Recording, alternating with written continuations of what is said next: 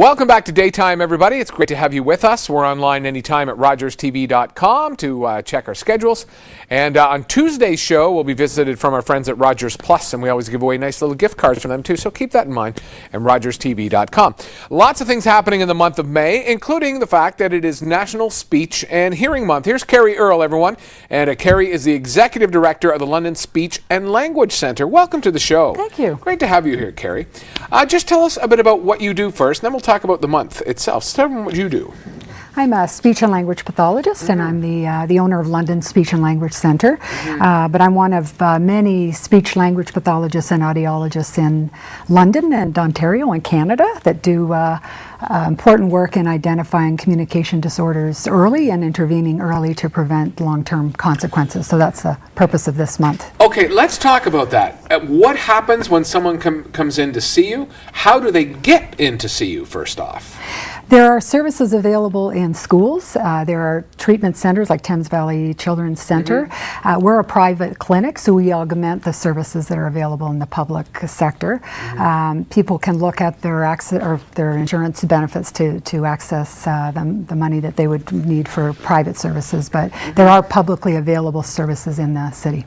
So tell us about some of the people who would come in. They have a speech. So you know better than a speech. What? How do they know that they have it? Is it something they're born with? Is it something they develop? Tell us about that. Yeah, some people are born with speech and language delays.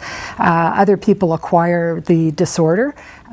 For instance, following motor vehicle accidents or strokes. Okay. So they can affect, communication disorders can affect people of any age.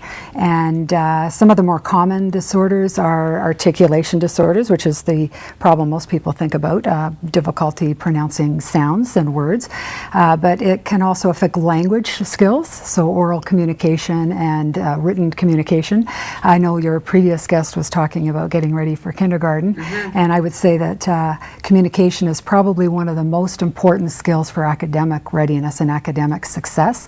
So it's really important that children that have delayed communication skills, or if parents are concerned that perhaps their child is delayed, that they have a look and meet with a speech pathologist. Okay, let's touch on that aspect for a minute, because we do, we're a very family-oriented show here.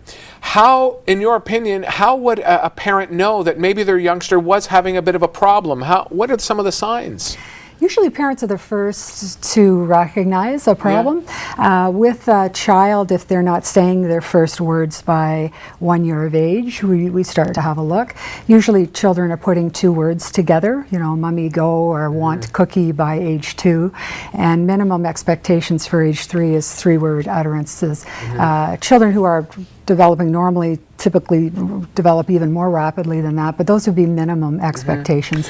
I'm just thinking our daughter, she's a teacher, and with our granddaughter, Emily, she was pretty insistent on not letting her, anytime she would get her to speak and properly speak, and is this something parents should be doing as well, to trying to get them into, I think, when we see parents who have children that are delayed, they're working unbelievably hard to help their kids, and at a certain point you realize that you don't have the necessary tool set, and that you do need to involve a professional. But I think some big general strategies, good strategies for any parent, would be to model reading with their kids, to turn the TV off and have conversations, to take your kids places and talk with them and share communication, to be a good communication model. Talk about the month of May. What's happening in this month for the National Speech and Hearing Month? Tell us about it. Well, we're celebrating at the clinic by offering free screening tests. So a screening test is not a full-blown assessment, but it's a pass-fail assessment that provides parents with a little bit of direction on whether or not they need to pursue a full speech and language assessment. So. We're almost out of time, but what would the test entail? For little children, it sometimes involves just parent interview. We also have actual formal short screening tests for children and for adults. So it can be any range of things, but it's usually about 10-15 minutes, and we provide direction on where to go for more help after that. You must be very special to a lot of people, because some of them, I'm sure, after a stroke, it must be a very tough time for some women and men who come in and see you. Oh, big time. Oh, yeah. You don't really appreciate how important it is to communicate until you lose the ability, and then you realize it can be devastating. That's true in so many ways, isn't it? That ability to express ourselves, that ability to see, hear, touch everything, and to lose one of those. Oh, yeah, exactly. Now, you're on the web at londonspeech.com. And you're on Fanshawe Park Road East at 1589. Whereabouts east there? Whereabouts just, on Fanshawe? Just east of Highbury. Highbury. Okay, Fanshawe. I've seen you there. Yeah. Okay, that's great. So, and it's free all this month for a quick little assessment? Yes, just call the clinic and we can book an appointment. And then if there is an issue, then you can sit down with the client and go from there. Yes, exactly. Great to have you with us. Okay, Thank thanks you for so having me. much. Isn't that great? londonspeech.com is the website. The phone number is 519-642-7370. It's free, folks, and if anything you heard there, you think, wow, maybe your son, maybe yourself, and you want to get a little help, there you go, londonspeech.com. Quick break. Here's Ryan with what's coming up tonight on First Local. Ryan. Thanks a lot. Coming up tonight on First Local, Western announces that they've recruited one of the world's top scientists. Our newsmaker takes a look at the issue of bullying, and in sports, the Knights of Tomorrow hit the ice over the weekend.